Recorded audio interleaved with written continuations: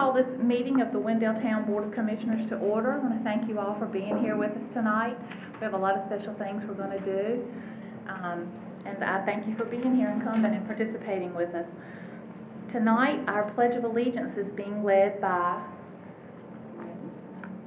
Samara Fennell.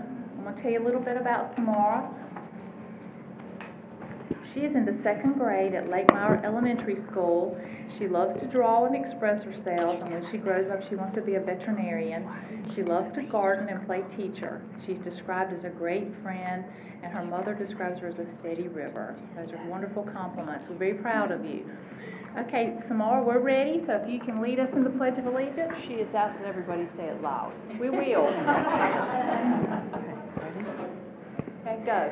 I pledge allegiance to the United States of America, to the republic for which it stands, one nation, under God, indivisible, and liberty and justice for all.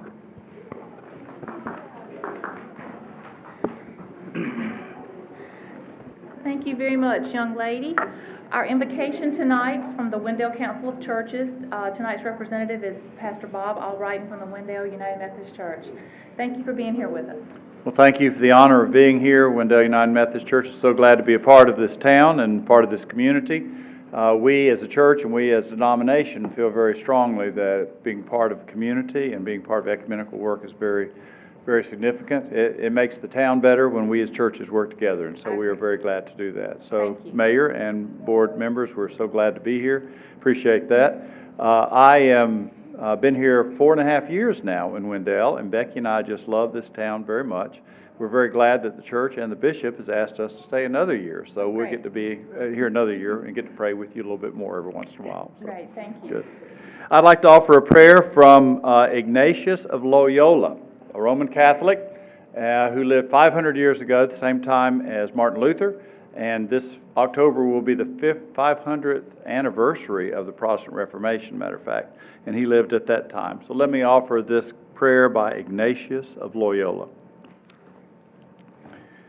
Teach us, good Lord, to serve you as you deserve, to give and not to count the cost, to fight and not to heed the wounds, to toil and not to seek for rest, to labor and not to ask for any reward, except that of knowing that we do your will. Amen. Thank you.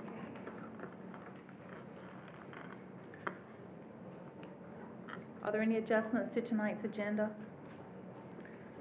A motion to approve the agenda? Motion to approve. Okay, motion to approve. All in favor? Aye. All right. We have no one signed up tonight for public comment. So I'm going to approve the consent agenda. Motion to approve. All in favor? Aye. Item number 4 is the recognition of Lake Meyer Elementary teacher Monique Fennell.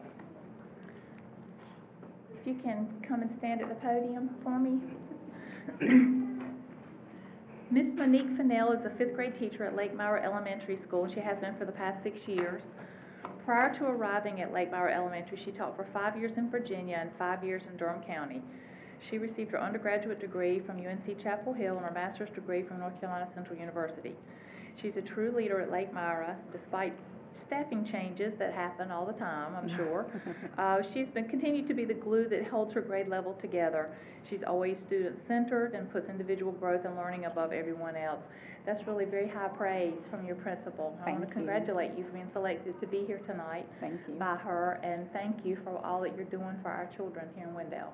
Thank you. You're very welcome. Is there anything you'd like to say? It's definitely an honor. Great town, great school, amazing students. Makes my job that much easier.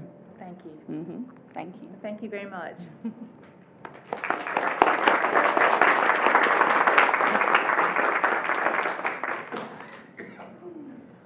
Item number 5 is the recognition of some Lake Meyer Elementary School students who have participated in the Leader in Me program.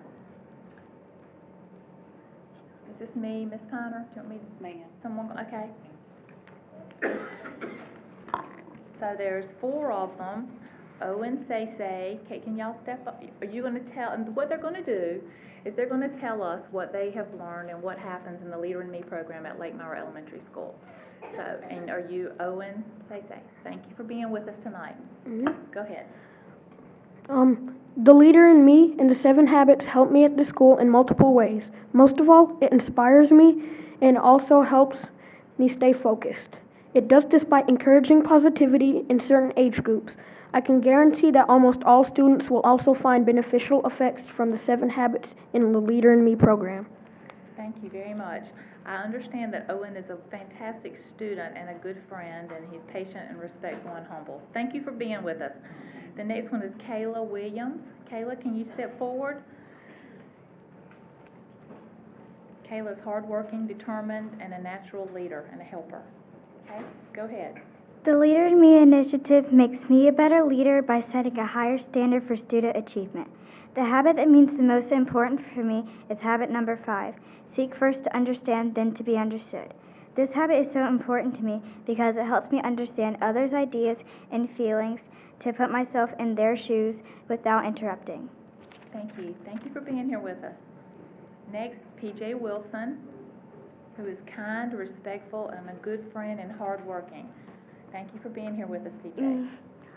I'm doing the sharpening, synergizing, and the reason I choose that because I like how synergizing is where you work together as a team, we agree as a team, and that's it.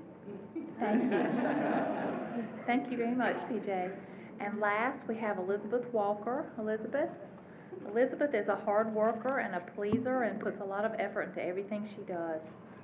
My name's Elizabeth, and I've been at the lake since kindergarten. The Leader in Me has helped me in all my work and has given me success during my elementary years.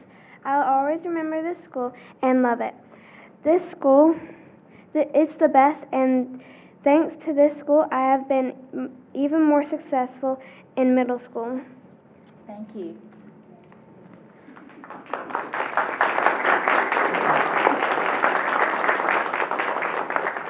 We've been going around all the different schools and featuring different schools for a few minutes in our evening, and tonight was Lake Meyer Elementary, and so we also have with us the principal, Tina Zarecki.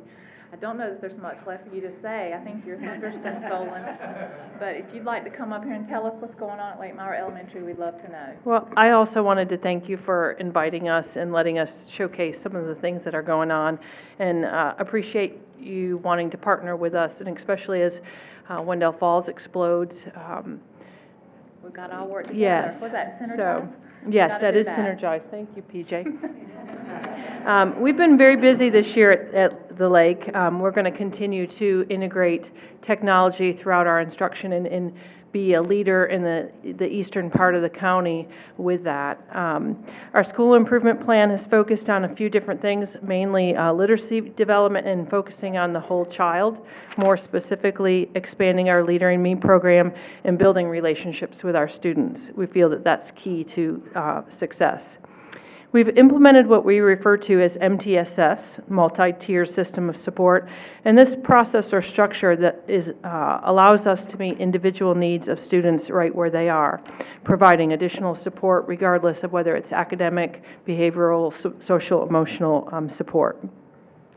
We are also working together with our PTA to get books into the hands of students through using monthly reading calendars. We feel like this is really, really important to improve generation to generation and really getting print into the homes of all of our students.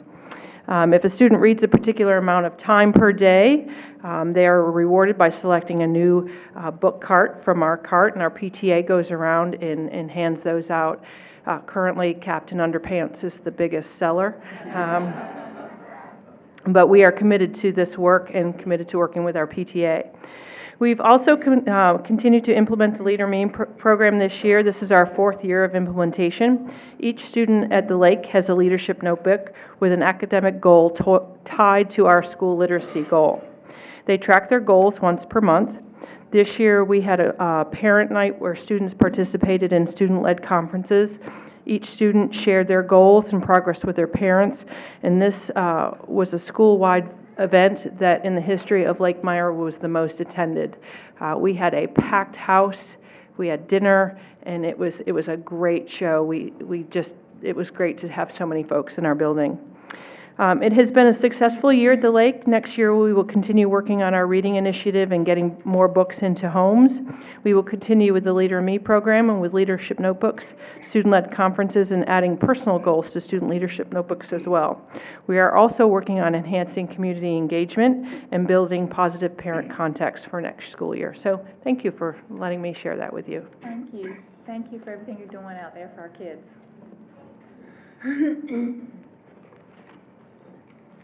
All right, item number 7 is the recognition of the Spring Into Arts in Wendell, the Children's Art Contest participants. Are you going to do this one, Ms. Piner? Okay.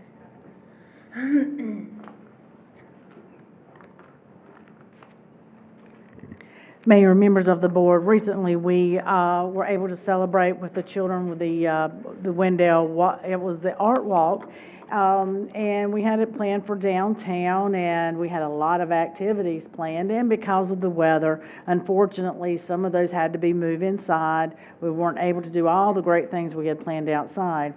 One of the things also that was exciting is that we had a great turnout despite some of the adversity that we had ahead of us. And the children that we asked them if they could come tonight that participated in the program, and they could bring their artwork if possible. If not, we totally understood. And we wanted to thank them, just like we were talking about synergy and working together, that it does take a community. And we want to thank you for your participation at such a young age, and we want you to continue to do that as you grow and you're able to help in many different ways. So we have asked those that participated if they could come this evening. We would love to get their picture with the board, and I have a camera and I can pull that up and ask them if they have their artwork to bring it up with them. And again, thank them for participating and making that day, which was rather dreary and exciting and beautiful day. Do you want to read out the names of the winners? Or Yes, I'll be glad to do that. For kindergarten and first grades, the first place winner was Miss Emma, is it Emmy? Emmy. Emmy Flowers. If you are here and I call out your name, you could come on up. That would be good because we're going to get a picture with everyone.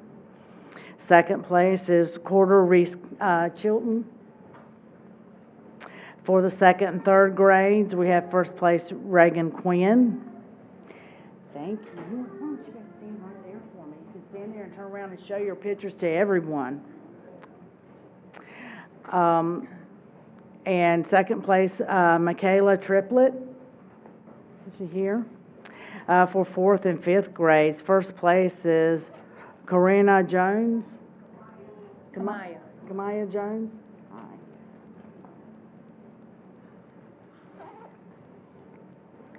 Hi. Second place is Madeline McAllister.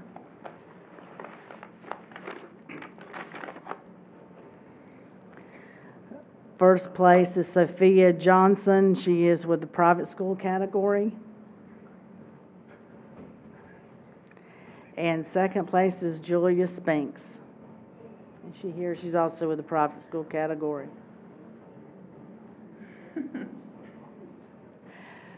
So these are our winners. If you'll wait just a moment, I'll be glad to get your picture.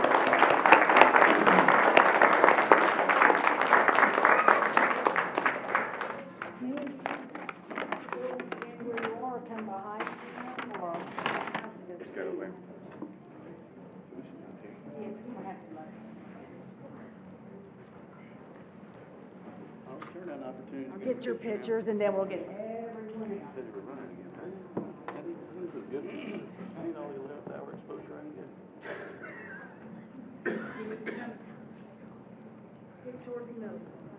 Keep it in tight. There you go.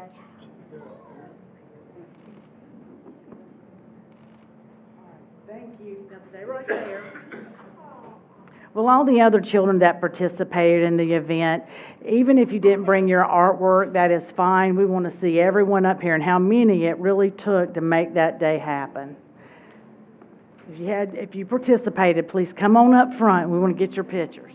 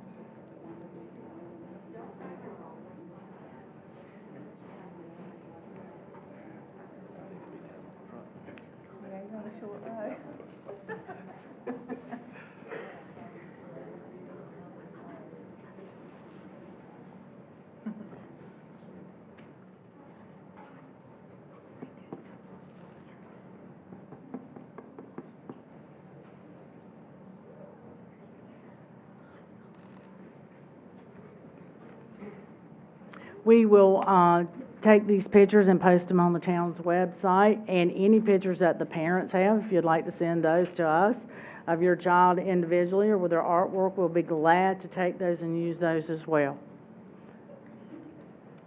We're going to have about a little 10-minute recess for some additional picture taking anybody might like to do.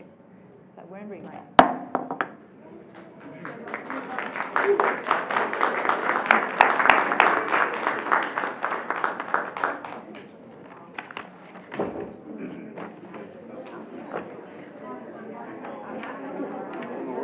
Man, T-ball game. The last game of the season, and I was like, I'm ready to go. And the coach was like, come on, one more inning. I don't know, Chief. I was like, I don't know, man, I gotta go. He's like, one more inning, the last game, the kids want to play. I was like, fine. It was like, of course, it was like a good time. What if, had the door looked like? Oh, yeah, I think she was good. Oh, man, I came home for season. I was like, man, this girl is awesome. She went to close the door. How you doing? Hey, are you getting, let me hold it up, let me see it. Oh, man. I'm both. Yeah. One in the day, one at night. Yeah. I don't just sit here for fun. Boots.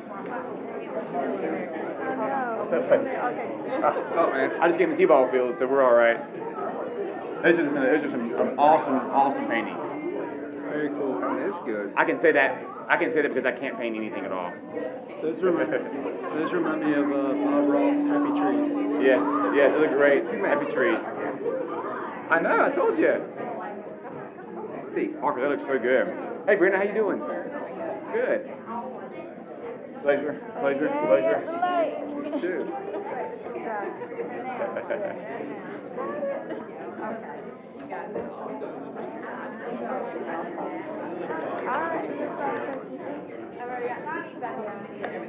Yeah, the door, when she closed the door and it just closed perfectly. We're like, beautiful. Thank you. You're welcome. Yeah. Sorry, it's too long. It's fine. It was funny because you guys came and they were there and we were ready to go. And that evening we had one neighbors produce some HVAC on us. He was there like 12 o'clock at midnight working. And I was like, we do it all one day, don't we? I was like, yep, that's how we do things. Gluttons for punishment. Yep. That's how I am. Yeah.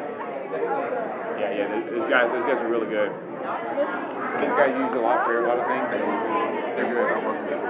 They totally work. Really? They're even when I was leaving that morning, I kind of pulled up and was like, window down, just kind of saying, hey, like, you know, he said, hey guys, I said, you're going to pick up Ben. He said, we were at 8:30. I was like, that's cool. He said, just, my wife is right here. Just, you know, whenever you start work, just get started. Sounds like a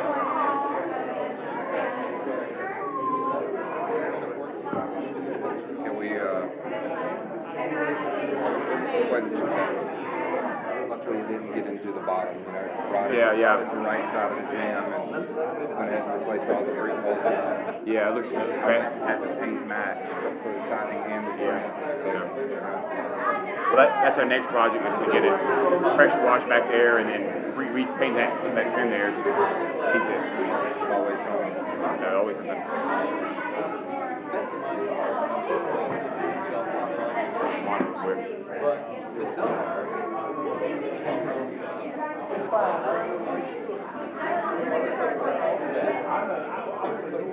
Parker, you want a picture with the mayor?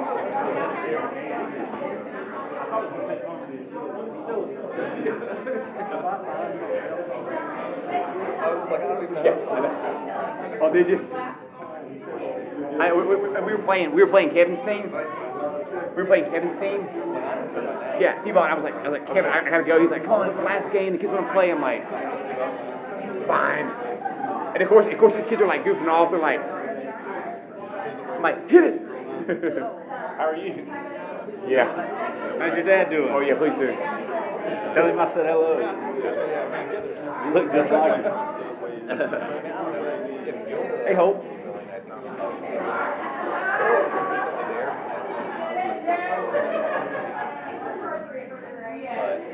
Outside of that,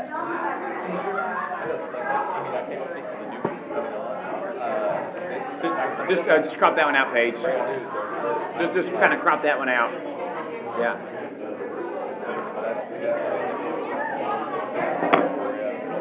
let me see your picture. All right.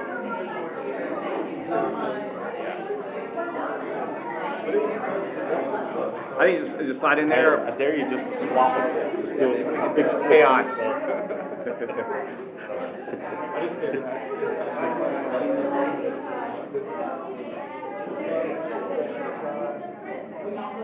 Yeah, it should be okay.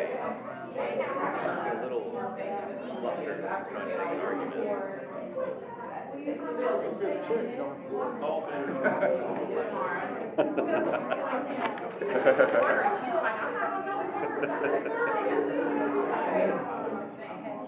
I should have told him about 10 minutes late. No one knows. They got to give us a key to that side door. I agree with that.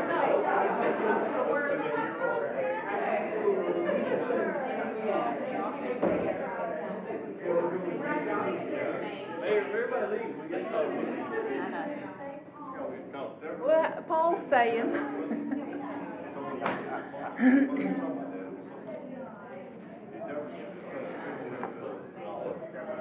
You have figured out how to fill up this.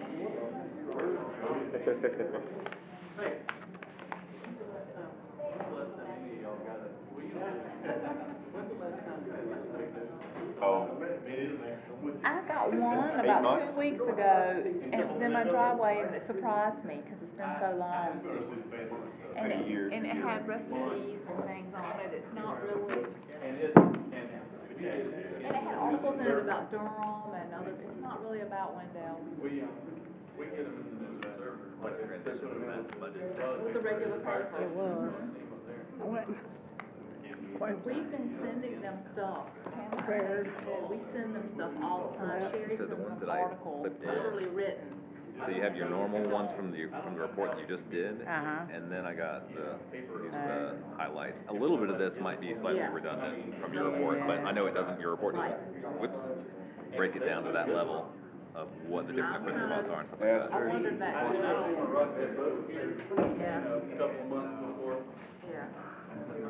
Yeah, let's please pass the budget before we talk about that. One rock at a time. Yeah. I do. But All right. I read it since Johnny's left. I found it. So, yeah. Quiet, At breakfast Sunday at Jason's house. We meet halfway. Saturday morning. We're all back? All right. Call us back to order. Agenda item number 8 is a public hearing for the proposed fiscal year 2017-2018 Town of Wendell budget. Ms. Piner, Mr. Kay, and however many other people it takes. That's right. All right. Not many. Madam Mayor, members of the board, we're honored to be able to present the 2018 budget. Actually, the public hearing is this evening. It was presented at the May 8th meeting. And as we go through this, we think it's a very balanced budget, but it doesn't cover many of the needs that the community still has. Some of those include planning tools and guides and that we need to be preparing for as we are a growing community, such as downtown enhancement, landscaping, electrical, some of those things we want to enhance, small area plans, and looking at how we're connecting ourselves along the Wendell Falls Parkway as well as Wendell Boulevard to where our growth is occurring in the west. Also, it does not include funding for lights on Field 3. That's one of those things that's costly. It's over $100,000. And, it's something that comes up frequently, but just something, again, we don't have the money for. Additional updated bathrooms at our park facilities is something, again, not only Wendell Park, but Carver, that because we are so well known for our sports and our athletics and quality facilities, is that we would like to see happen in the near future, and that has not been able to happen yet as well. As we continue, we'll also have additional major road repairs that we're working on, and that's going to be a while. And again, that is for local streets. We are working with DOT right now to look at some of the state roads in town, trying to coordinate with the city of Raleigh, but as far as local streets. And as a part of the community and a growing area, that we anticipate that in the future with the demands that we'll have to look at a bond referendum. And I'll just speak, you may have something later, but the only comment that we have received is about the budget, and we put it out there, is possibly looking in the future or preparing for a bond because of the demands on our growing community. Since the May 8th meeting, the overall budget and the presentation has not changed. I will say that we got the final numbers on the facilities loan we had discussed, and that was over $1,000 more, so we had to make some adjustments to line items, but the bottom baseline has not changed. It's still at $7,373,583. And copies of the budget were placed online at the Wendell Library here at Town Hall. Just for the record, I want to go over a few things, just letting people know, because we don't have a lot of people here to speak on the budget tonight, and wanted to let everyone know that it is out there, it is on the website, so maybe a lot of people have looked at it there, but we have contacted the Eastern Wake News. It's been on the town's website, Facebook and Twitter accounts, the town's message board, electronic message board, town kiosk, our doors here at Town Hall, our weekly updates that we send once a week, also PSA to public service announcement to Eastern Wake News, the Gray Area News, as well as Wendell Falls HOA. And again, the only public comment that we've had so far is our need to look at bonds in the future. The proposed budget would be something that we would look at moving forward and receiving comments tonight if we have any changes that we can be in preparation of adopting this budget prior to July 1. The budget represents financial information summarized by major categories of expense for each department and outlines the operations of the town. As mandated by state law, the budget is balanced and identifies methods of raising and spending funds for specific programs during the coming fiscal year. The budget development process focused on providing high-quality services while moving toward meeting the goals that the town board set when we began meeting back in January at the retreat. We developed the town's financial goals and policies and updated those, as well as equipment replacement policy since that retreat. Priorities were influenced by the positive economic changes in the area, resulting in increased workloads that we have with staff, desire to improve customer service. As always, as we grow, we still want to maintain that level of service and efficiency and effectiveness that through technology and growing in those areas as well. One of the main areas that citizens seem to always be most interested in is what will the tax rate be. The tax rate is not, we're not proposing that to change. It is recommending to stay at 0.49 cent per hundred valuation. Projected property tax revenues make up approximately 32% of the town's budget. Property tax revenues are based upon the values of existing homes, non-residential buildings, as well as new construction. And again, sometimes we catch that somewhere midstream until that building is completed and what we called certified certificate of occupancy is received. It's not fully recognized in its value. We anticipate again that the revenues from that new construction is approximately $200,000 more from last year. And we're glad that we're moving in the right direction, but as you'll see, that alone does not cover our needs. In the FY18 budget, you'll also see an increase in the debt service for the operation budget from 175.5, which is listed in 2017, although that wasn't fully utilized or needed, to 336. And actually I need to update that because it would actually be the $1,050 because of the loan that's increased that to 337,050. So that has gone up $1,050. The town's debt service comprises approximately 4.56% of the town's operating budget. Grants proposed for the current year include a Wake County ABC grant for $21,000 to support Camp Choices and Track Out Camp, and a Governor's Crime Commission grant in the amount of $24,206. That will be for firearm replacement. Some of the highlights again that we have just mentioned are the tax rate staying the same.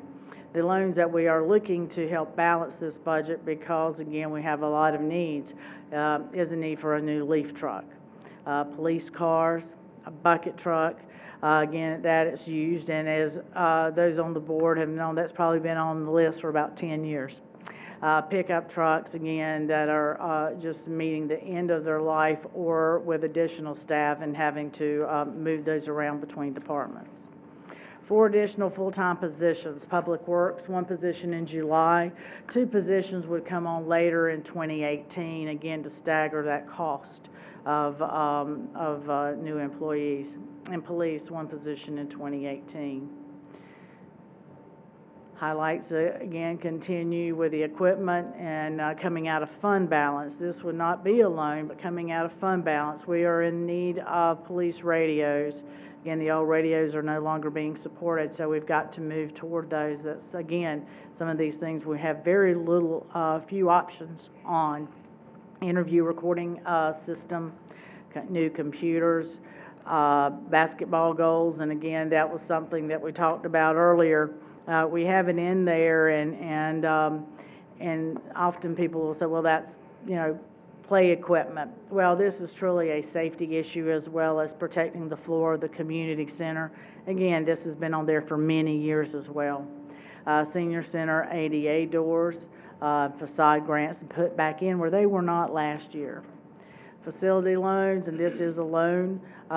Looking at purchase of the police facility, that is something that we currently rent. We're working with the owner of the facility to purchase. The wayfinding, again, a project we've been working on since at least 2012. Tennis courts that have no longer can be used due to the concrete and disintegrating and having to be replaced. And open space. We have purchased the Clark property several years ago. We were making payments to Wake County. The local LGC recommended for us to move forward and looking at refinancing that loan. We are moving forward with that, and we do hope to hear something back from them final June 6th. Everything verbally has been great and positive, but that final blessing would be scheduled for June 6th. Again, the grants that we discussed. Another item that's come up, and again, it does cost, this year is elections. And so we have to factor that cost in there as well, and not only that, but training. So even if our board is sitting as it is today, once elections come around, the same officials are on the board, they'll still have to go through the training process as required by general statute. Special appropriations, you'll see East Wake Education Foundation, Wendell Historic Society, and Interact. The budget has increased by approximately 9.7% from last year, includes a 2.5% cost of living increase for employees. Again, some of the things that we did discuss is that all the positions aren't being filled July 1 fully. There's some positions that are not being filled, and we're still trying to fill with part-time. Wi-Fi at the park was something in high demand. Additional lab studies, as we were talking about planning for growth in the future, that we need to continue to keep on the forefront and think about and be able to work toward as soon as we can. We had also looked at vans for transportation. We have transportation needs. They would not only serve Camp Choices and Track Out, but senior programs as well as our other programs at the community center as well. It's something we just could not make it work this time around. It will remain on our budget. Again, the proposed budget was presented at the May 8th meeting. It has been available online, and we'll be glad to take any questions that you have. We ask that the public hearing, Madam Mayor, be open and to receive comment from the public at this time. Okay. Does anybody have any questions for the manager before I start? Okay. Open this public hearing on the proposed 2017-2018 Town of Wendell budget. If anyone would like to comment or speak, come on up. Give me your name and your address.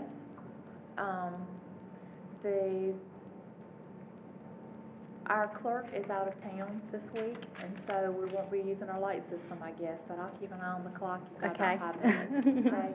Are you going to do it, Teresa? Okay. We're all wearing a lot of hats tonight. We don't want to run over, Mayor. Yeah. So, okay, you got 5 minutes. Okay. I'm Allison Strickland, and I am from Interact. The address there is 1012 Oberlin Road, Raleigh, 27660. 27607. Yeah. And I really just wanted to come tonight and let you all know how much we greatly appreciate being included in the budget this year. As I know you are all aware, Interact is the only agency in Wake County that's providing support to domestic violence and sexual assault victims for all of Wake County residents. And each year we serve about 9,000 direct victims. And what that looks like for us is that on any given day, we've got about 23 families who walk in our doors seeking assistance, and they come from all over. We also operate a 24-hour crisis line in which we are getting about 10,000 to 15,000 calls a year that come in of people seeking assistance at any given time. We operate a 24-hour solace center to see victims of sexual assault. It's an alternative to presenting at an emergency room. As well, we operate the county's only emergency shelter for families who are experiencing domestic violence. We have 45 beds that are always full, and about 60% of those are occupied by children. I grew up in this area. I'm a graduate of East Wake High School, and I can tell you that Interact is 38 years old. I'd never heard of Interact when I was growing up here. But I will tell you that the first time that I saw witnessed kind of a teen dating violence, domestic violence situation was at a Golden Leaf Festival here in downtown Wendell. And it is something that people experience. And it is important for people to know that they have a place that they can turn for help. And we are so grateful that you all saw to make this a priority, and you should know that the amount that you included was extremely generous, especially if you compare that to other municipalities in this county. I guess to kind of compare, to put that into context, Holly Springs this year, we were grateful to receive about $500 in their budget. The town of Garner, we received $3,000. So comparing those two and comparing the size of Wendell's budget, we could not be any more grateful that you all saw to include that. I don't want to take up too much more of your time, but what I would like to say is I have a little something here This year, we serve 54 residents of Wendell.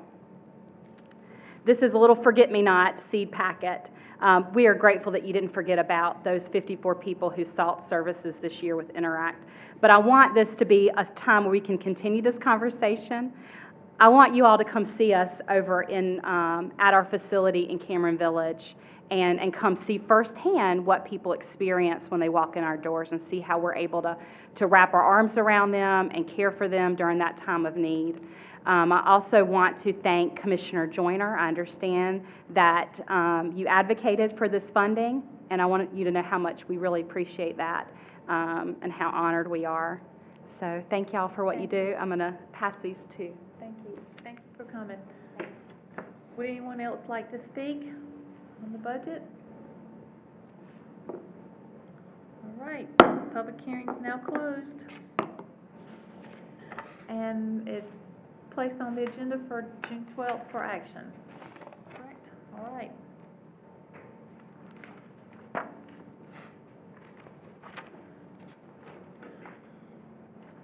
Item number 9, review of the proposed fee schedule for the 2018 fiscal year. And we're going to schedule this for adoption as well on June 12th, 2017. Ms. Piner?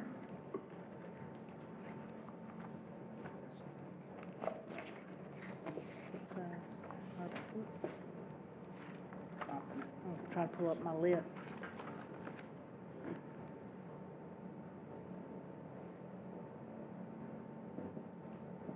There we go. Madam Mayor, members of the board, the fee schedule, we adopt that separately from the budget each year. There may be changes that have to be made for some unforeseen reason along the way, and not tying that directly to the budget is helpful. I did want to let you know that some of the changes, we've had a few changes, but very few for the fee schedule. What we do each and every year is take a look at what other communities do, where ours are, where attendance is, do our fees appear to be in line, or are they discouraging? We want everyone to stay involved. So we do that. Let me turn this off. Are you out of time, Ms. Manager? Or I've got the red light, I can stop now. Again, some of these programs that we have is we did have an additional of the legislative fees, the admin fees, operations. We already have those. However, we just wanted to put them in the fee schedule so that they're more transparent. People are able to see those.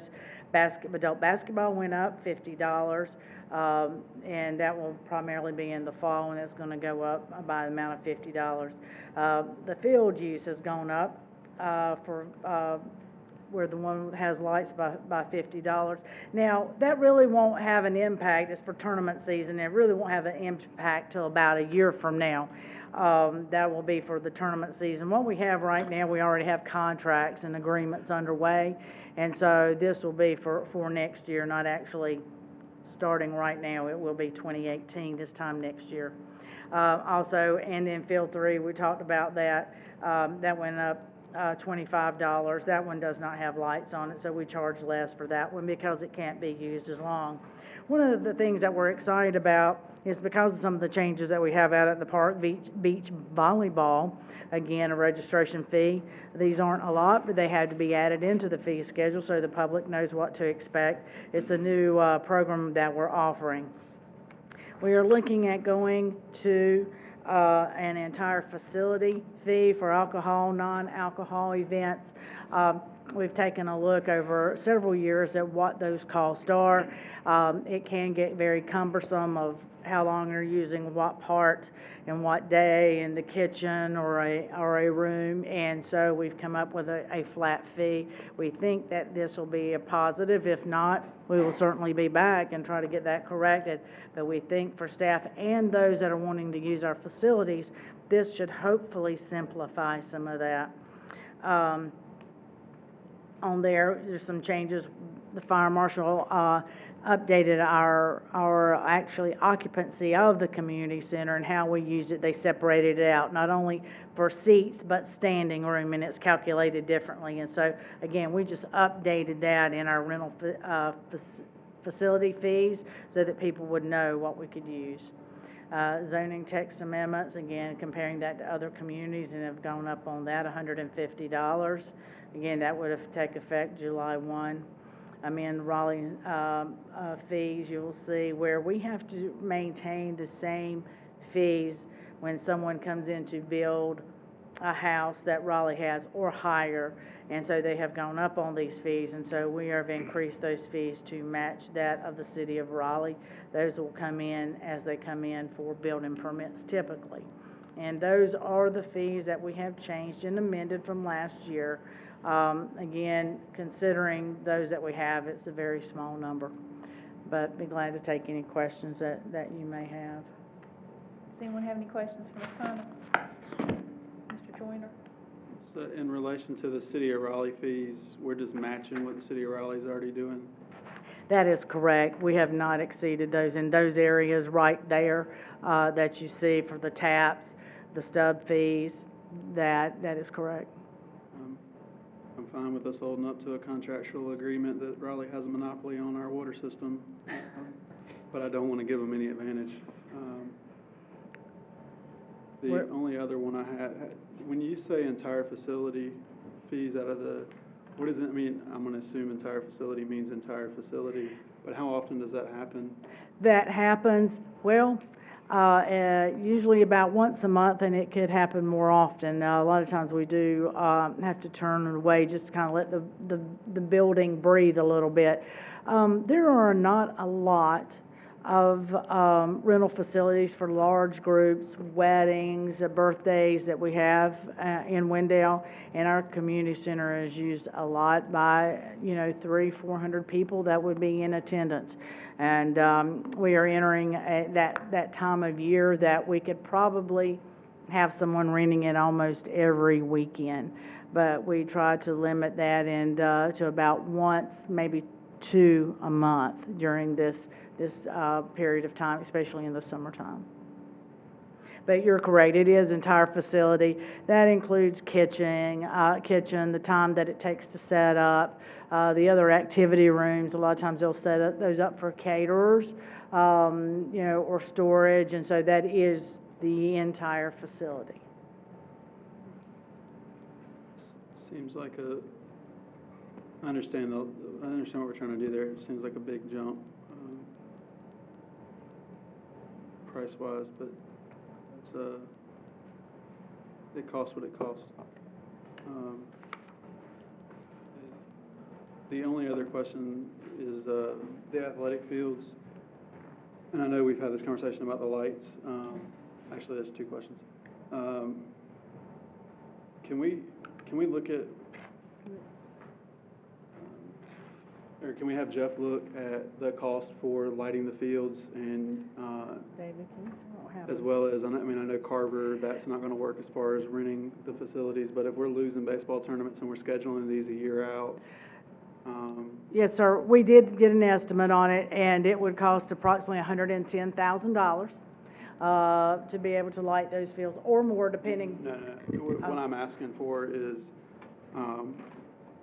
until such time we can address those issues, can we look at setting up an agreement with a rental company somewhere to do temporary lighting? To keep everybody there instead of, and I know Carver is the issue with the bathrooms, but if we have, I see we offer everything from sand for the field to all the other things. If we could offer that as an option to people, that way it's in the menu of options.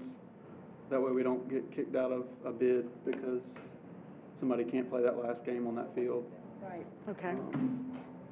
Because once they go to another town, if they go to Rocky Mountain or they go to Nightdale or they go wherever that already has all those facilities, we're not bringing them back. That's so correct. What can we do in the interim to keep you here? Okay. Just a thought. Okay. That's it. And a good observation. We had not looked at the rental of the temporary rental of the lights. Any other questions or comments from Ms. Piner about the fee schedule? All right, so this will be on the June 12th agenda as well. Item number 10 is a proposed text amendment to the Town of Wendell Code of Ordinances, Chapter 4, regarding the establishment of bird sanctuaries and the prohibition against hunting birds.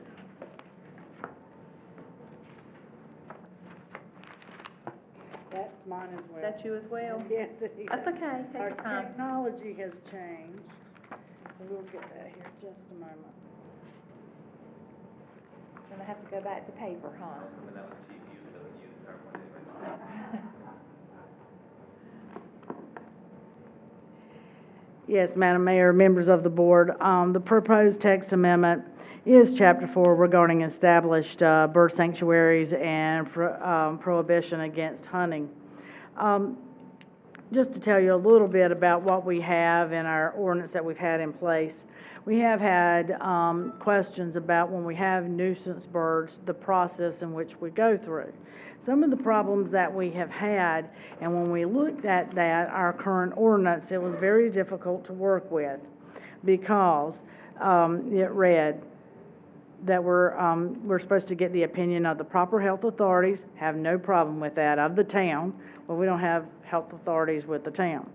The shall meet with the representatives of the Audubon Society, Bird Club, Garden Club, it doesn't say which garden clubs, Humane Society, as many clubs that are found to exist in the town.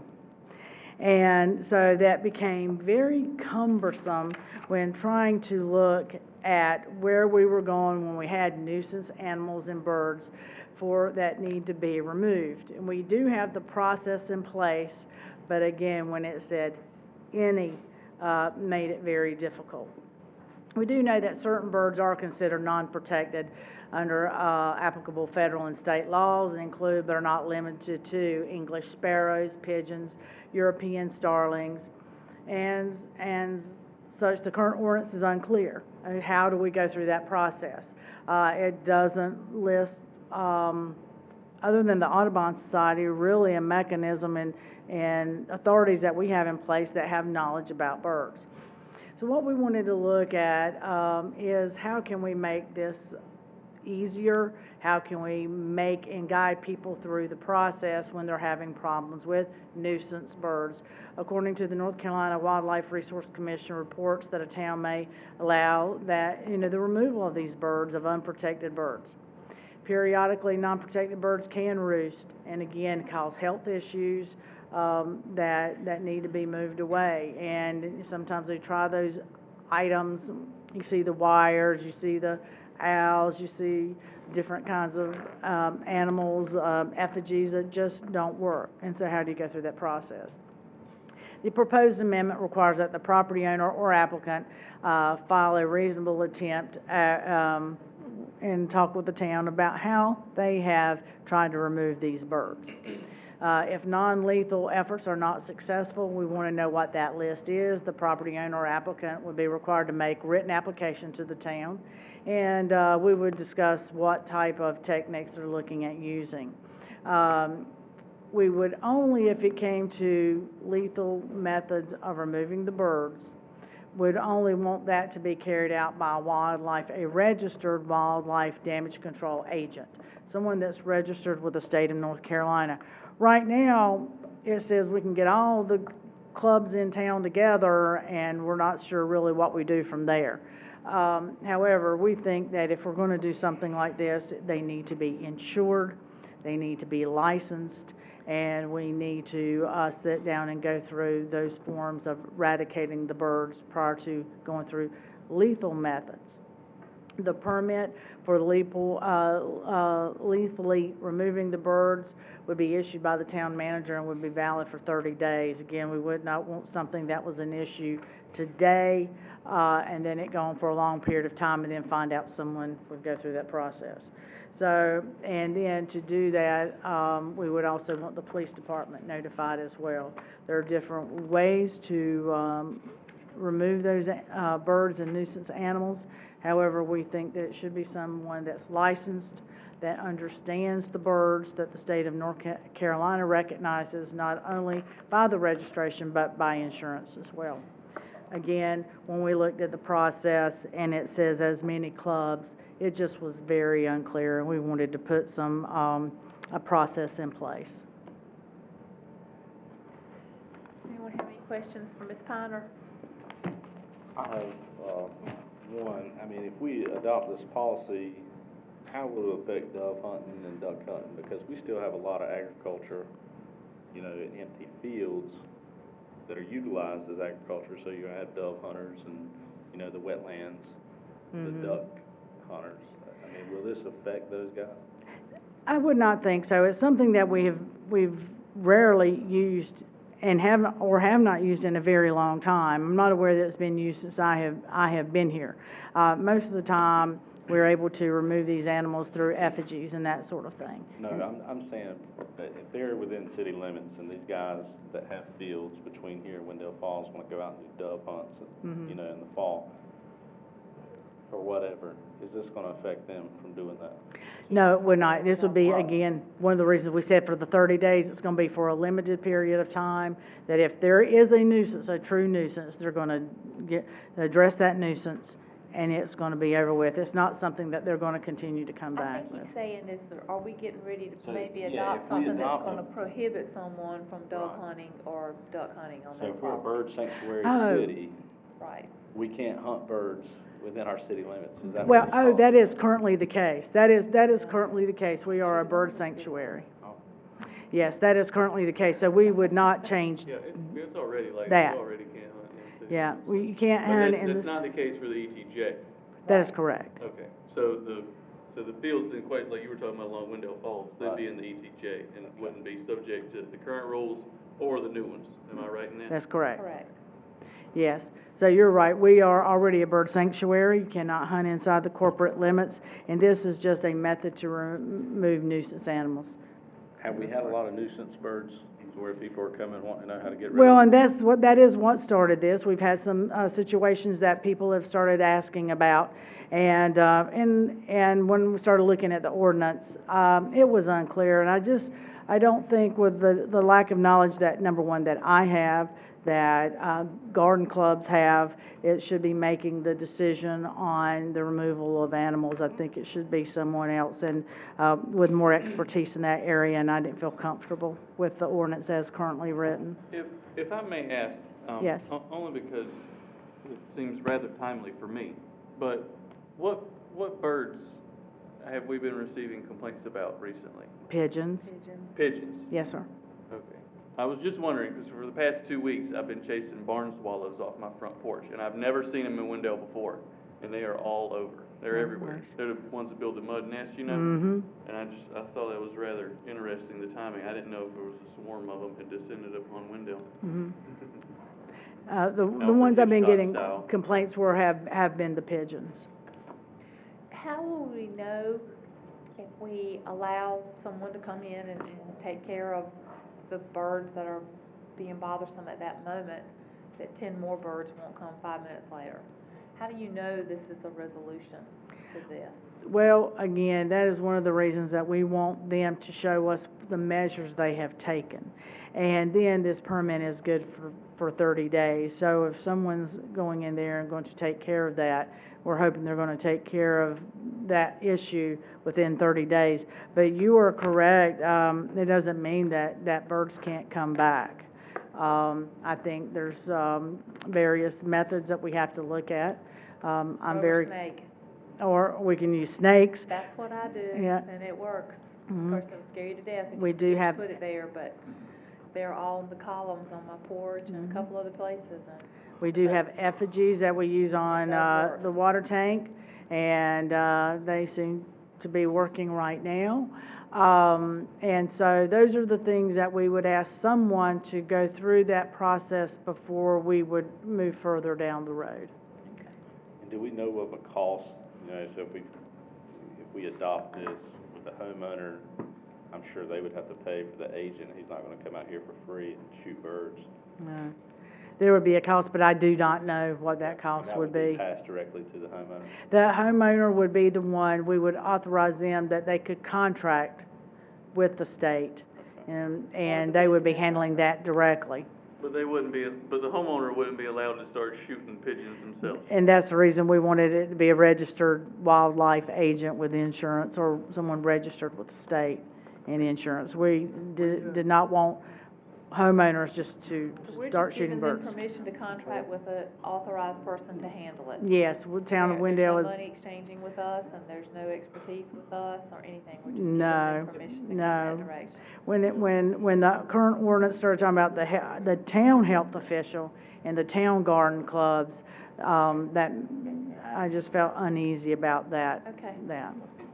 All right, what do y'all want to do about this? Any more questions? Yeah, I mean, so what brought this to us was the process was too complicated, and somehow we've rewritten the ordinance, and by finger measures, doubled the length of the ordinance. And I don't understand how it makes it any less complicated.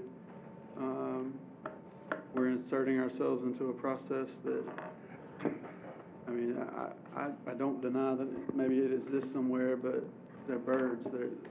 By the time we go through this process, the birds are going to be moved south, north, east, or west. They're going to go somewhere for the summer. Probably north with the global warming, I would assume north. I mean, so Rocky if we need to go into, if we need to go into the ordinance and strike Audubon Society, Garden Club, Bird Club, all of that, I'm cool with striking that from the original ordinance. And if we need to come down further and say, a manner as determined advisable by the North Carolina Department of Wildlife would be my best guess, not a health authority, under the supervision of the chief of police. I think that clarifies the problem without, Who wrote this, the lawyer? Did the lawyer? Yeah.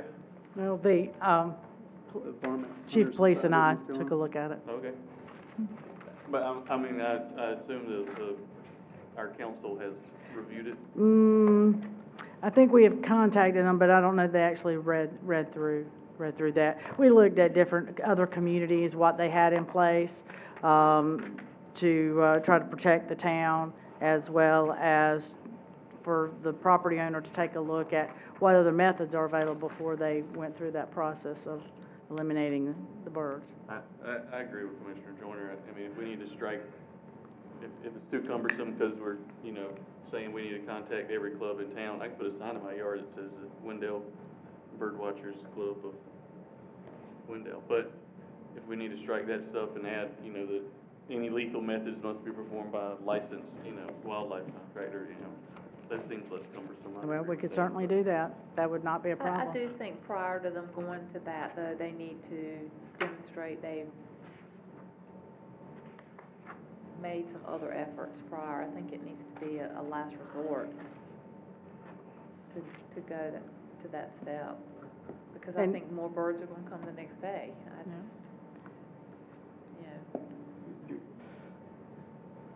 You're chasing a problem that's migratory in nature. Yeah. I see what you did there. All right, so what do y'all want to do? Y'all want to reword it or what? Yeah, I agree with Commissioner Joyner. The clubs need to be out of it and just deal with chief of police and wildlife agent. I think that was the intent, was it not? To take all the clubs out Yes, ma'am. and come to y'all. Mm-hmm. And the chief of police can obviously use his discretion, as well as the wildlife, to say, Or his sidearm. hey, you haven't done anything to try to prevent the birds. You're running a bird seed factory, in an open building. You need to do something to try to prevent it before we're gonna allow you to, use lethal methods or something. So, I think there's some common sense But there. what if the bird seed factory got an incentive to come here? Well, then, That's a whole nother. How do we have 10 times the discussion on this there about the budget? How is that even possible? We've been talking about the budget for months, though. As long as it doesn't start into a conversation about garbage cans. Yeah, don't even get me started. I make a motion to table this item until said time the staff decides to bring it back before us. Okay, so we're gonna table it and try to shorten it and neaten it up a little bit. All right. All right? Item number 11, All right, that's discussion of economic development incentive policy. We need a motion. Vote. We don't have to motion for that, do we? To table something? We don't have to vote to table something, do we? Okay, we have a motion to table it. All in favor? All right. All right, Mr. Bergmore. Thank you, Madam Mayor, members of the board. This is a continuation of our discussion about our economic development incentive policy. We talked about this at the January retreat as well as the March 27th meeting. So the draft language that you have before you today, and just really for discussion, kind of consists of revisions to the 2009 adopted incentive policy, covering both new large businesses and business expansions, as well as a separate policy for downtown redevelopment and investment. And I just want to make it clear that the way it's structured right now, that the downtown policy uses our DMX zoning district as defining the downtown. That, of course, could be amended by this board, but I want to make it clear that's what it is as it stands. I always like to say that no incentives are granted as a matter of right. Even if they meet eligibility requirements, it's still up to the board to decide if they want to move forward with it or not.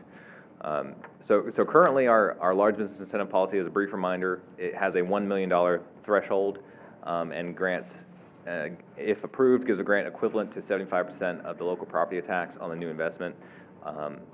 Our desire was to try to raise that threshold. We felt like 1 million was too large, so we were looking at raising it to 5 million as the minimum investment amount. And again, the reason why we're going back to the 2009 policy rather than 2013 is the 2009 policy really had much more detail in terms of structure, implementation, and just the process. So we wanted that detail back in it. Not that we couldn't create kind of a cut sheet for just more marketing purposes.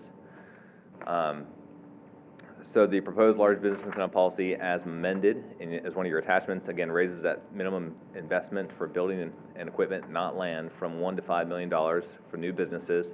Again, has a grant equivalent of 75% of the assessed value of the new investment, paid out over 4 years, and goes down by 10% each year. We've also created a tier system to give some additional incentive if you're hitting that 25 million or 50 million mark in terms of the new investment amount. We are requiring a minimum of 15 jobs that pay at least 75% of the county average wage. We wanted to make it that 75% because even at that the county average wage is 50,000, and we thought even a place that's creating a bunch of jobs that are 40,000, we still thought where we are right now, that's something we would want to attract if they're creating 200 jobs that are 40,000. The eligible users are manufacturing, industrial, distribution, office, and medical industries, not retail or tax-exempt uses. We'd also have a similar provision for business expansions of 5 million or more, creating at least 5 employees. And again, had a tier system where if they were creating, they were doing 10 million or more, the incentive would go up slightly. In terms of the downtown, we have three options available in the draft proposal. One is the Downtown Wendell Redevelopment Incentive Grant, where they're for new building or modifications to existing buildings in the DMX, resulting in at least $50,000 in increased assessed value. That might mean they're actually investing more than the $50,000 because some of the costs might not translate into direct assessed value. We have a second category. The grant for the first one, is a grant anywhere from $10,000 to $20,000, depending on how much of an investment they're doing, paid out over 3 years. A restaurant upfit assistance grant is a 50% matching grant up to $30,000 as written for upfitting a building in the DMX district to serve a new restaurant, paid out over 3 years. And a downtown retail upfit grant, 50% match up to $5,000 for upfitting a building in the DMX to serve a new retail user. And it has a bunch of procedural requirements in terms of what has to be included in the application. So in terms of what have we changed since the last time you saw this at the March 27th meeting, all the grants, with the exception of that downtown retail upfit grant, that $5,000, were structured so that payments would happen in the following fiscal year. So it is something that, if approved, you could then budget for in the next year. As proposed, that the downtown upfit grant would be kind of similar to how we've handled facade grants in the past, where the idea is you would budget for that in advance, put aside $5,000 or maybe $10,000 if you so chose. Language is added requiring that the contract, so the way it's set up right now, a proposal will come before you. You'd kind of stipulate any conditions of that, how much the grant is, how many jobs have to be created, any other conditions that might be applicable, and then they'd go back and create a legal document that they'd probably have their attorney prepare, our attorney would look at, and then everybody would sign. So we wanted to set it up so that there was some kind of time limit on how long they had to go through that, so that we didn't have an event where this board approves something, we have the conditions kind of set as part of meeting minutes, but then that contract's never put together for a year or more. And it could even be potentially different board members if that really dragged out. So we wanted to put a time limit on how long they have to get those documents put together and signed. Third change was changing the large business expansion investment from 1 million up to 5 million to be more consistent with the new business investment threshold. Also, because if you take our tax rate and apply it to just the $1 million, it's not really that huge of an incentive, and we're just afraid it wouldn't necessarily incentivize someone.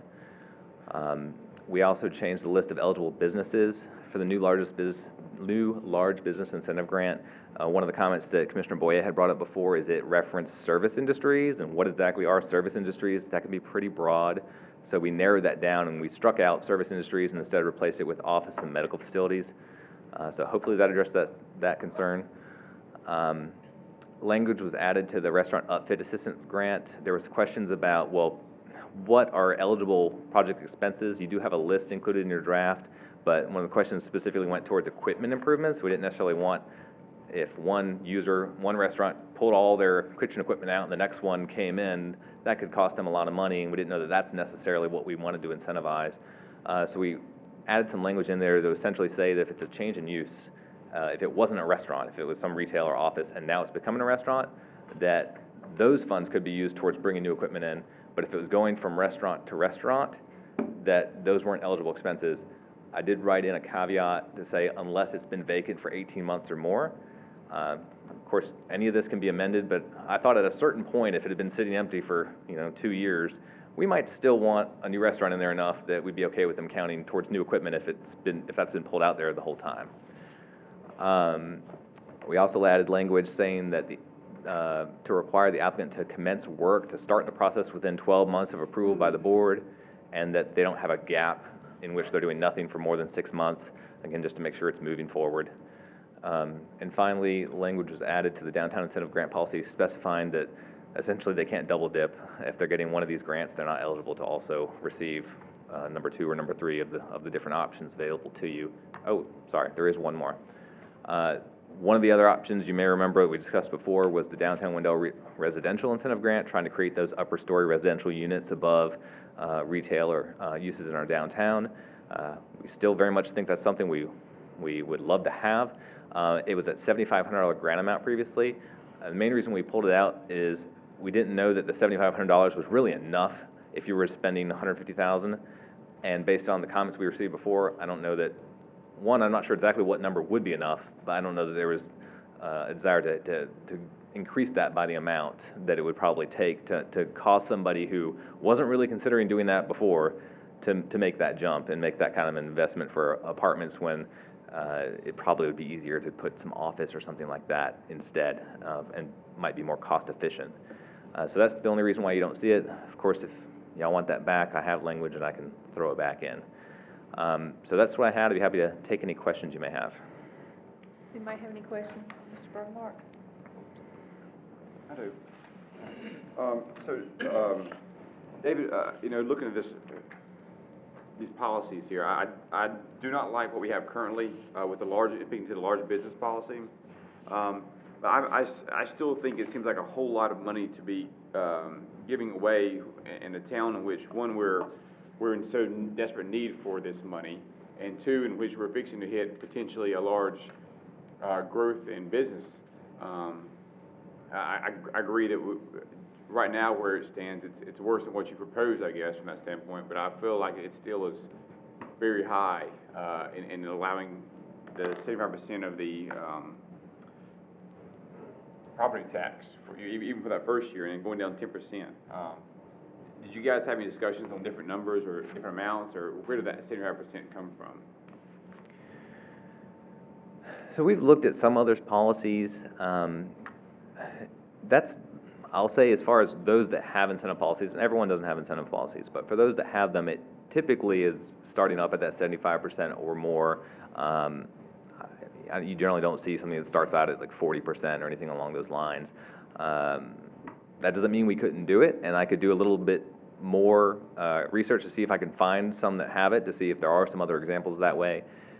We could also consider changing the threshold. I don't know if that would make you more comfortable or not. If, you know, if you, obviously, if it has to be a $10 million minimum threshold, you're not going to have as many eligible applicants, so you won't be at as much risk of losing out on some tax revenue. And we discussed that quite a bit, whether or not it should be 5 million or 10 million. The only reason why we really stuck with the 5 million is I went out using GIS, where I can basically pull the tax values for all the parcels in Wake County, and I singled out those that were, I think, manufacturing or medical or office type uses. And there were some examples that were falling in that $7 million range that I thought, man, that would be a really nice thing to have in Wendell. That's really the only reason why we left it at the 5 million, is just to kind of leave those options open. But again, that was something we did discuss quite a bit, was whether or not it shouldn't possibly be 10 million. Have we used this policy at all in a while? I mean, is this... Only for the AAA louvers that came before you all. That's really the first time that it's ever been used. And of course, under this policy, if we raise that threshold, you know, they may not be eligible as they've already been approved, but if they came again, that type of investment level, they were very close to that $1 million mark. Well, it just seems to me that with having the land, having the growth coming this way, that I agree that what we have now is something we should change, but I still think the 75% is, and I don't mind the 5 million mark. I think the 5 million mark is fine. I just think the 75% is kind of high, but that's just my thoughts. Okay, well, I can definitely look to see if I can find some examples. Well, I guess even knowing, you say $5 million, and that's awesome, but I don't know what that looks like too as well. I guess even knowing what are we talking about when you say a $5 million building? I mean, that to me is kind of just a number. I can pull some tax revenue sites. This is kind of what I did internally. I just haven't shown that to you. And so I can give you some examples of a 5 million versus a 7 million versus a 10 million. Just keep in mind that sometimes, you know, buildings devalue over time. So something that might have originally been 12 million might today's value be lower. But I can definitely show you some examples to kind of give you some benchmarks. Okay. Could you include some idea of where we are right now to kind of emphasize the need to get away from that million? Oh yeah, I'll give some examples of 1 million. I mean, and I know I've at least referenced that. I mean, McDonald's, I think, was $1.2 million, and so we don't want every McDonald's to qualify. Well, I just feel like we need to incentivize things that people who are maybe on the fence, and not things that we're likely to get based on their calculations, whether they go or come or not. You know? Right. I mean, I want to really use it to attract things. We want this to be an incentive to cause some change that may not otherwise occur, not just to reward somebody for something they were probably going to do anyways. Anyhow. Yeah. Well, and that's the ultimate thing. I don't want to give somebody money who's going to come here anyway. That just seems we're just missing out. We're losing the opportunity for it to be a carrot. Yeah, and definitely once you start really getting up higher, some of those big, you know, users are investing 20, 30, $100 million, kind of, they might start to kind of look for, and to a certain degree expect this. But I definitely think when you're looking at, you know, less than 20,000, it's kind of a big question of where do you want that dollar figure to land. Okay. Dave, I have a few questions, and I think we discussed this last time. It was kind of proposed to us on the downtown incentive grants. Mm-hmm. And in our conversation, I had a conversation with you and several others on the board, and I think there were some misunderstandings. How would these grants be paid out? So if somebody qualified for the restaurant grant, would that be paid out over 3 years? So that's a $10,000 check going to that business that qualifies for that grant? If they got the full 30,000, it's based both on how much investment they're making and also how big the space is that they're doing it in. But assuming that they have a big space and they're spending, you know, more than 60,000, they got the full 30,000. Then, as it's written, yes, it would be the first payment would occur in the following fiscal year from when the approval occurs, and it would be in equal increments, 10,000, 10,000, 10,000, the way it's written. And that would be a check that we write and give to that business. Yes, and I'm actually glad you asked about that, because I forgot to mention one of the questions that came up was, well, what if that business changes? So the way it's written right now, you know, it would go to the business owner, not the building owner. The building owner would have to basically be part of this agreement and agree not to they'd have to kind of set a lease rate, because what we don't want to do is just have the building owner, oh, you just got a grant, I'm just gonna increase my rent by that equal amount, and so now the incentive is really going to the building owner rather than the new business.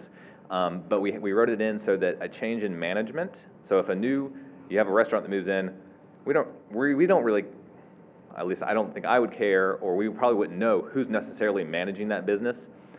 But if a new restaurant comes in and it doesn't automatically transfer over, because it might have been that this board was really excited about the original applicant, and then it's a totally different type of restaurant that might be going in there. And so I wrote it so that it would not automatically transfer if it was a different restaurant coming in. Well, I think my concern is not with the management who owns the building and any of that. It's just, to me, it's a lot of tax dollars going to a private business if they do qualify. I know we all want a restaurant, but, you know, we just got out of budget season, and I remember my first budget season, you know, we didn't pay the $13,000 for the basketball goal because we couldn't find the $13,000. We finally got it this year, and we had to take out a fund balance. So having a restaurant come here, if they qualified, I would just hate to adopt this policy and say, hey, we have this grant, but as tight as we are during budget season, we don't have the money to fund it. You know what I'm saying? We just got out of budget season, and we know how hard it was to find 1,000 here, 1,000 there, to do whatever. It's gonna be really hard to find 30,000. And I'm not totally against it, I just think it's to me, it's a really high number. $30,000 of taxpayer dollars going to a private business is a lot of money.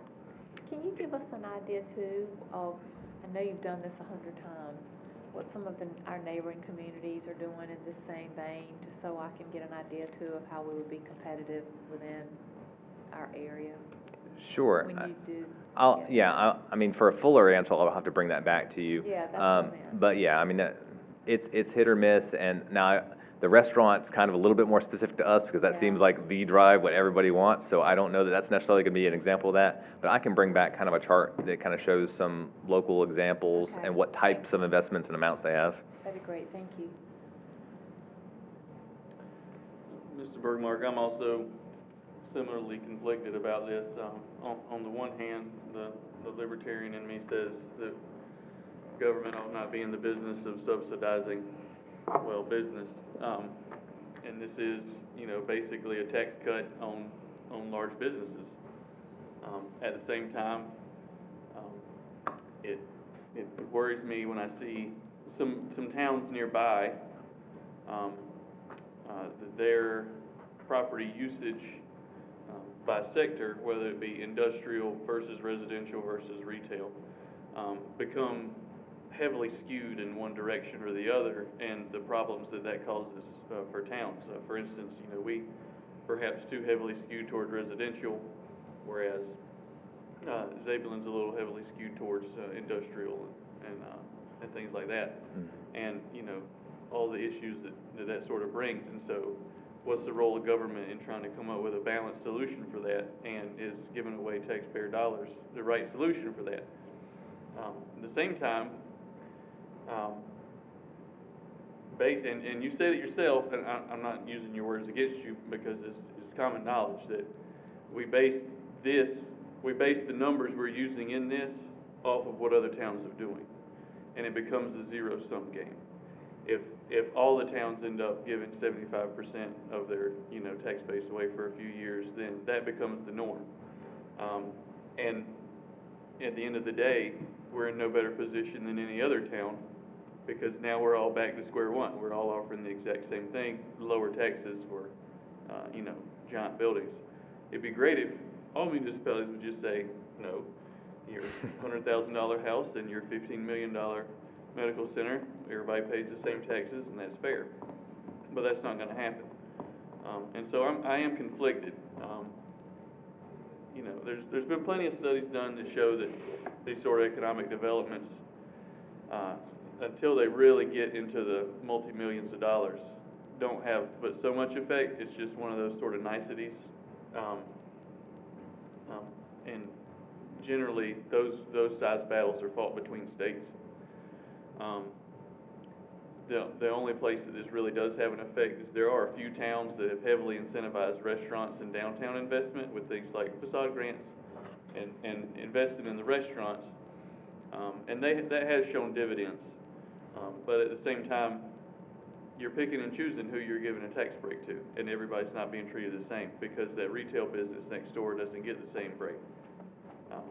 And so I am torn about it. It is a lot of money, and I think a lot of us here would love to put this in writing and say, look how inviting we are, and then have nobody ever take advantage of it because it would cost us a huge sum of money.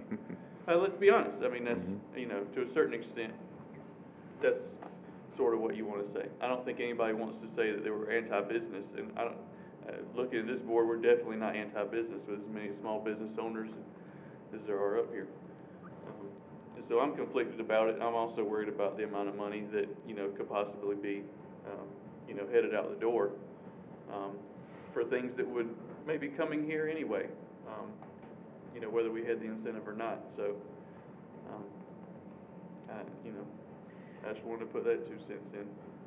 Let's take a look at all this information that everybody's asked for. Okay. And now that we get that all gathered together and you all can make a decision then and have all the information that you need to base it on, where we stand, how we look compared to others, is it worth it, and make an educated decision. Okay? Is there anything else that you need from us? And does anyone else have a comment? Just ask that we check in with the Department of Commerce as they're zeroing out or being zeroed out on all their budget line items, but they're going to be resetting all of their programs July 1. So if we can either ask them if there's something that we should include in this policy, or I'd love for somebody there to take a look and, you know, at our policy and see if they think they could strengthen this one for us, but just so we line up with any state incentives that may be out there. And then I'll say one thing, in regards to this policies here, I know they have not been used very much, but should we be hurrying up to get something in place before we potentially lose money, or do we have some time to? I think you have a little bit of time. I mean, I wouldn't want us to go, I mean, right now, our policy is so low that, you know, obviously that is problematic, but at the same time, you don't have to approve it. You could even just, as a statement, say we're not gonna, well, you want to be probably careful if you put in a blanket kind of moratorium, but you have some discretion in these decisions, so I wouldn't say there's a huge time concern, but at the same time, we don't want to drag it out too long. But we still have the option of saying no, correct? Yes. Okay. Yep. Reviewing our policy Yeah. at Yeah. this time. Yeah. I mean, I think that would be entirely valid. All right, thank you. Is that it? All right. Item number 12, update on board committees with town board members. Start with Commissioner Joyner, Fire Board. Madam Mayor, I was unable to attend the last Wendell Fire Board meeting. I've been meeting with the chief to discuss it. Okay. I have a couple.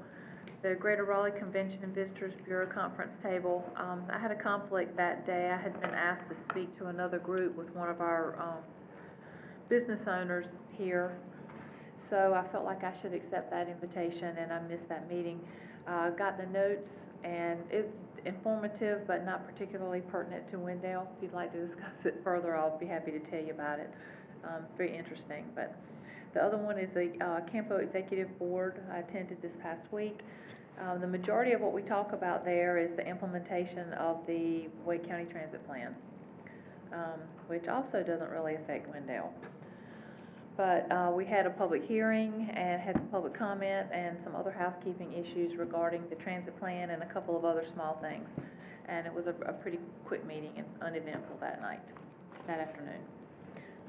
All right, item number 13 is Commissioner's Reports. We'll start again with Commissioner Joyner. Thank you, Madam Mayor. I wanted to,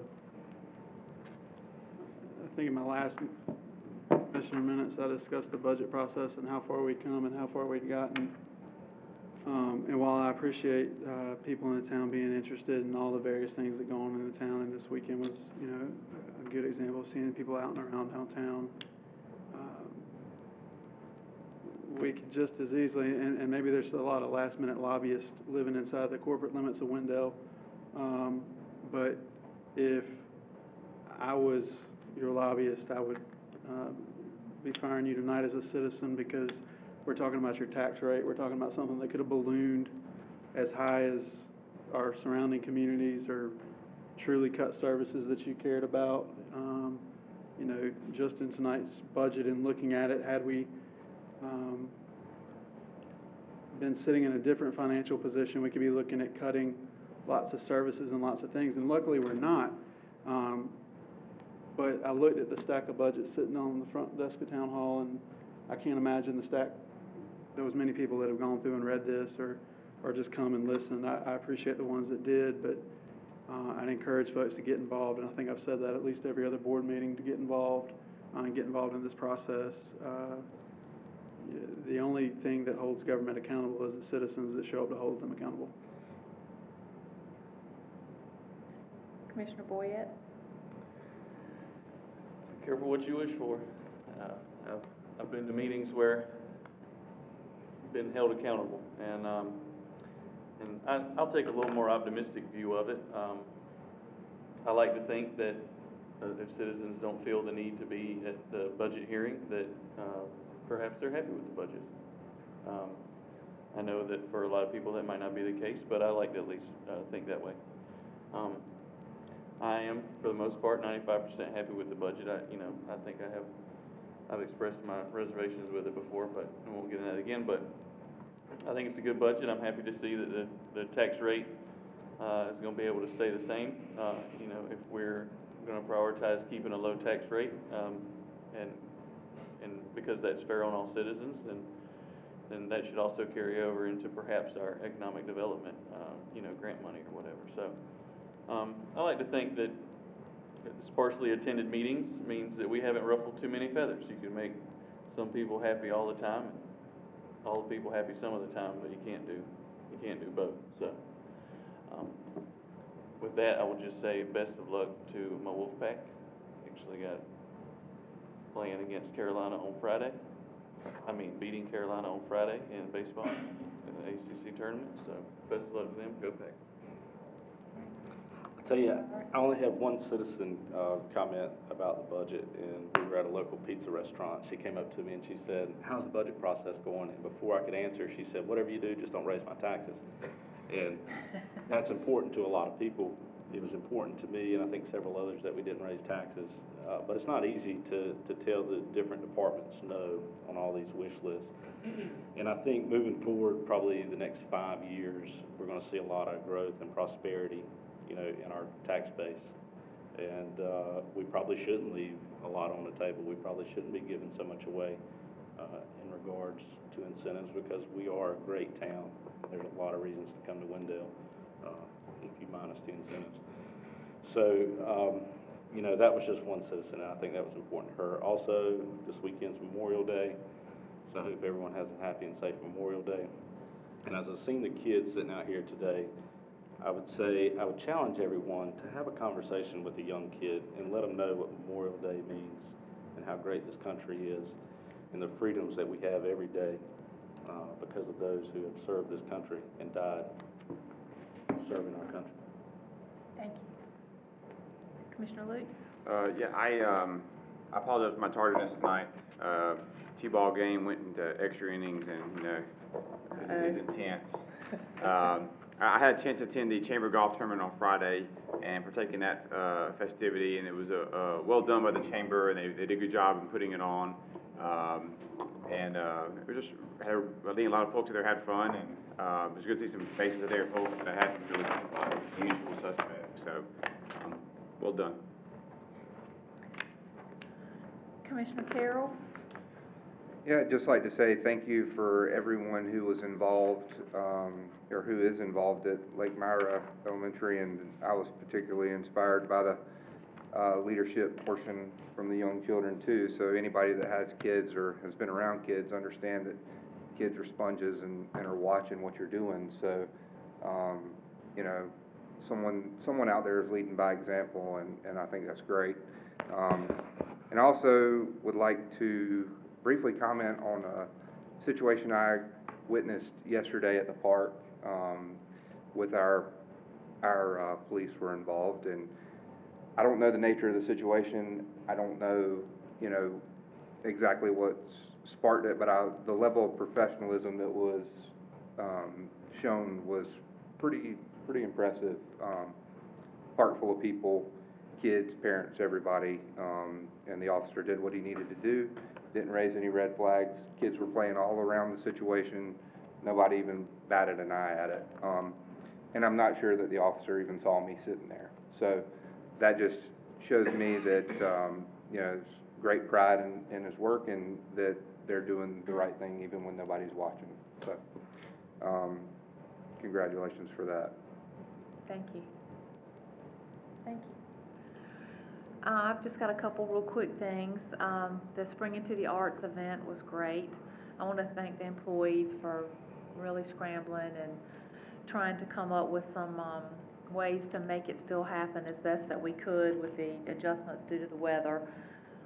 Move the outdoor activities inside. A lot of finagling had to take place. I'm not sure if that's a word, but I also want to thank a young lady, Miss Zoe Brown. She's in 3rd grade at Wendell Elementary School. She was my personal assistant for the day. She contacted me and wrote me a letter saying that she thought I needed a personal assistant. And I brought her in and we had an interview. And I offered her the job, and she rode around with me most of the day, and we took pictures, and then she came back and put them on Facebook for the town. So any of the pictures that you saw that day, she took those pictures. I thought she showed tremendous gumption to send me the letter. It was really cute, very long, very professionally done. And so I felt like I needed to reward her to that. And I also want to thank Miss Sherry Scoggins and Teresa Piner, because they kind of helped me put it all together and make sure that she had a fun experience. I also want to thank Parish Realty. They invited me to speak to them this past week about Wendell and all the great things that are happening here, and get all of their agents all excited. And we had a wonderful visit. I was there about an hour and a half, and I appreciate them for having me, so I want to thank them for that. And the last thing I was reminded when Commissioner Meyer said, I wanted to remind everyone that there is a Memorial Day service this Sunday, May 28th at 5 p.m. at the American Legion Hut right here on the outside of Wendell, between Wendell and Zebulon, and they would love for you to visit. I'll be there. Several of us were there last year. It's a wonderful ceremony, and it's something you should take your children to and your whole family. So I encourage you to go to that. It's at 5 o'clock on Sunday, May 28th. And they'll feed you. They will feed you. They cook hot dogs, and you can take flags. If you have a flag that needs to be retired, you can bring that at that time and purchase a new flag. So you get a lot of things done in one day. And with that being said, do I have a motion to adjourn? Motion to adjourn. All right, all in favor? We're adjourned.